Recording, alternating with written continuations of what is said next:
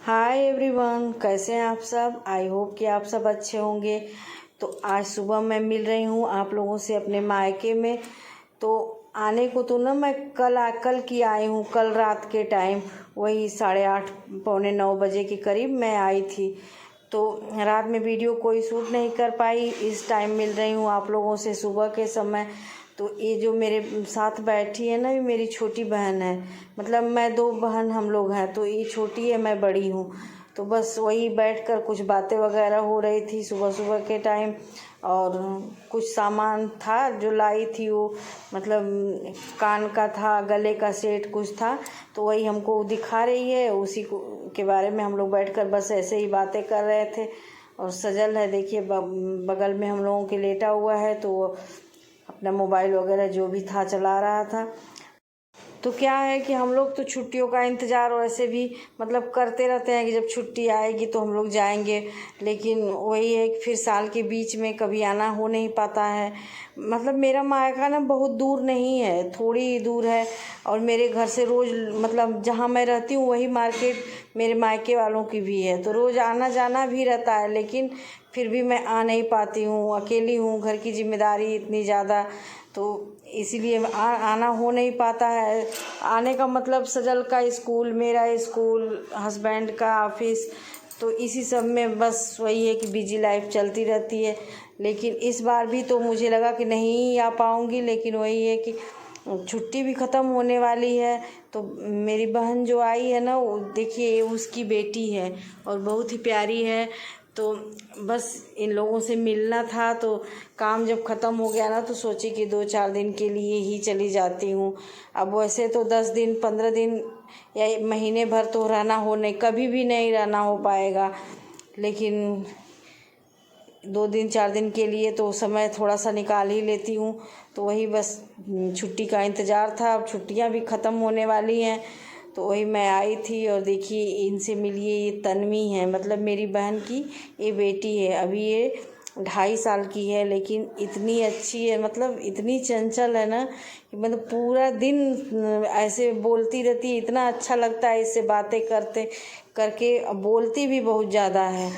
तो हम लोग ऐसे, मैं तो नहा ली थी, मेरी बहन भी तैयार हुई और हम सभी लोग चल दिए हैं। एक हमारे यहाँ है कालिका जी का मंदिर, तो बस वहीं पे हम लोग दर्शन करने जा रहे हैं। तो ये मेरे भाई हैं, गाड़ी चला रहे हैं, आगे मेरी बहन बैठी है और मैं हूँ, सजल और मेरी भाभी, मतलब बड़ी वाली भाभी जो है मेरी, वो हैं। तो इस समय ना जो मेरी छोटी वाली भाभी हैं, जो मुझसे छोटी हैं, वो अपने मायके गई हैं, क्योंकि बाबू का यानी मेरे भतीजा जो है छोटा वाला, उसका भी छुट्टी चल रहा है इस समय।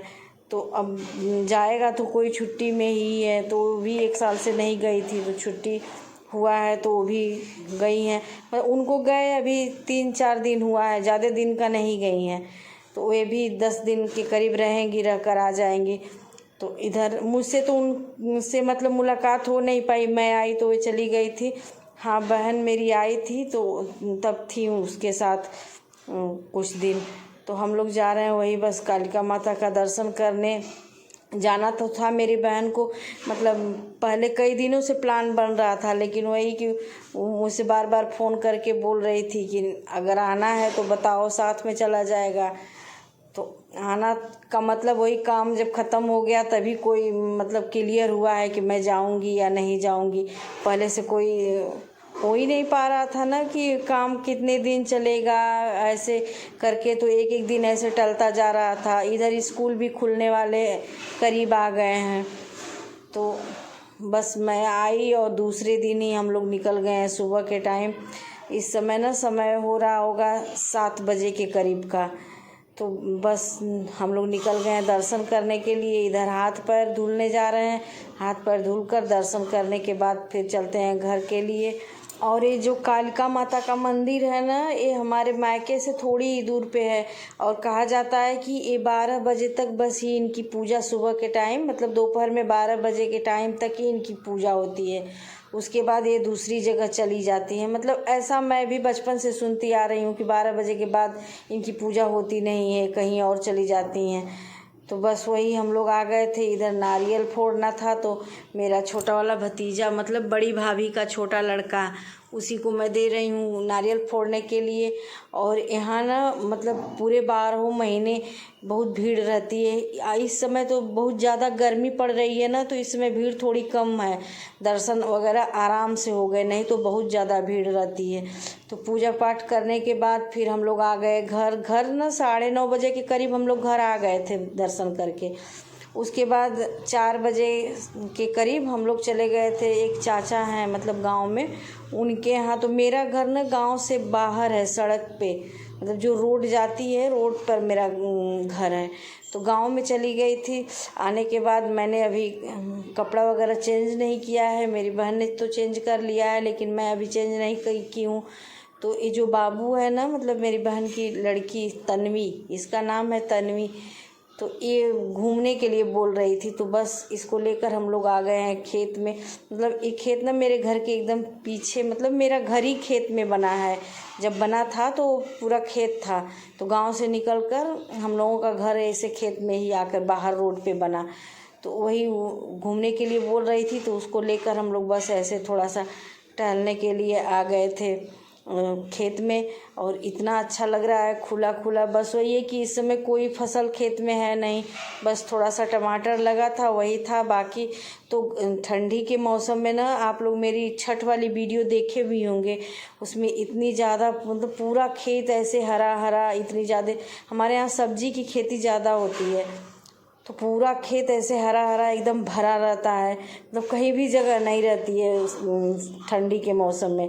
लेकिन इस समय क्या है कि गर्मियों में कुछ है नहीं इस समय खेत में लगा हुआ।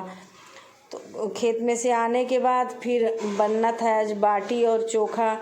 तो वही भाभी अपना दाल चावल चोखा वगैरह बना रही थी, मैंने बोला कि रहने दीजिए, बाटी मैं आग में सेक लेती हूँ। तो वही मैं बाटी जो है ना, वो चने के सत्तू वाली आज बनेगी, तो वही मैं लेकर बैठ गई थी चने का सत्तू ऐसे बाटी के लिए बनाने के लिए। तो देखिए यहाँ प्याज कट गई है, और यहाँ पे जो सत्तू है ना, पैकेट वाला सत्तू था, तो इसी को मैं डालूँगी। तो बस यही प्याज और मिर्च वाला जो अचार होता है वो है, अजवाइन है, मंगरेल जो कलौंजी होती है हमारे यहाँ उसे मंगरेल बोला जाता है, वो है। तो बस यही सब, और हरा मिर्च लहसुन को मैं वैसे दरदरा सा मतलब मिक्सी में पीस ली हूँ। तो बस यही सब डाल के थोड़ा सा तेल डालूँगी, नमक, बस यही सब डाल के फिर सत्तू को तैयार कर लूँगी। मतलब जैसे पराठा बनता है सत्तू वाला, सेम वही चीज़ है। तो बस इसकी मतलब उसको बाटी में बस ऐसे सेका जाएगा आग पे। तो यही सब तैयार करने के बाद फिर मैं उसका बाटी बनाऊंगी। तो इधर देखिए तन्वी बैठी हैं, मतलब तन्वी जो भी काम हो रहा है सब कुछ उनको करना ज़रूरी है, सब देखना ज़रूरी है, मतलब हर चीज़ उनको जानना है।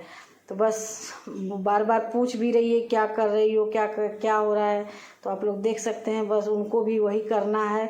लेकिन ऐसे हर मिर्च था ना, तो मैं बार बार उसे हटा रही थी कि मत छुओ, लेकिन वो कहाँ मानने वाली है। तो बस यही हो रहा है। तो ना ये दोपहर से ही प्लान बना कि नहीं आज ऐसे बाटी चोखा बनेगा। तो जब बाटी चोखा की बात हुई तो ये हुआ कि नहीं सत्तू वाली बाटी बनेगी। तो भैया का क्या है ना, जो मेरे बड़े वाले भैया हैं, जब दोपहर के बाद ऐसे सबसे रोज़ पूछते हैं कि आज खाने में क्या बनेगा। मतलब उनको ये है ना कि सब लोग इकट्ठा हुए हैं या कुछ ऐसे बदल कर रोज़ कुछ न कुछ, तो रोज़ उनका यही होता है कि आज क्या बनेगा। तो दोपहर में ही मतलब मेरी बहन जो है वो बोली कि नहीं आज बाटी चोखा बनेगा, तो वही बन रहा है। तो देखिए मेरी बहन है वो भी साथ में लग गई है ऐसे उसको बाटी बनवाने के लिए, और तन्वी है वो भी अपने हिसाब से अपनी कारीगरी उसी में कर रही हैं। तो बस अब इसको मैं उधर आग जला दी हूँ, तब बैठी हूँ मैं ऐसे बाटी बनाने के लिए। देखिए हमारी आग भी जब तक बाटी पूरी बनकर तैयार हुई ना, तब तक आग भी बनकर तैयार हो गई थी। तो आग तो पूरी जल चुकी है, बस इसको फोड़ना है, फोड़ के इस पे बाटी बस सेकना बाकी रह गया है। तो वही ये ना मैं लेके पीछे हाता है, मतलब घर के बगल में ही हाता है, तो वहीं पे बैठ के इसको सेक रही हूँ। और गर्मी तो इतनी ज़्यादा है कि मतलब पूछिए मत, एकदम दिमाग ख़राब हुआ है सबका गर्मी से। पता नहीं कब तक बारिश होगी, अब देखिए क्या होता है, कब तक बारिश होती है। सब लोगों को ऐसे बारिश का ही इंतज़ार है कि एक दिन पानी खूब अच्छे से बरस जाए ना, तो थोड़ा सा मौसम ठंडा हो जाए। अगर थोड़ी बहुत ना हवा भी चल रही है तो वो भी लग नहीं रही है, ऐसे मतलब गरम गरम हवा लग रही है कि नहीं हवा चल रही है तो थोड़ा सा मौसम ठंडा हो जाए, ऐसा भी नहीं हो रहा है। तो गर्मी भी बहुत ज़्यादा है, लेकिन वही है कि खाना तो बनना ही है। तो उधर भाभी दाल चावल चोखा बना रही हैं, इधर मैं लग गई हूँ बाटी सेकने में। तो बस यहीं तक थी हमारी आज की वीडियो, और अब मैं इस वीडियो का यहीं पे एंड करूँगी और मिलती हूँ फिर अगले ब्लॉग में। पूरी वीडियो देखने के लिए आप लोगों का धन्यवाद।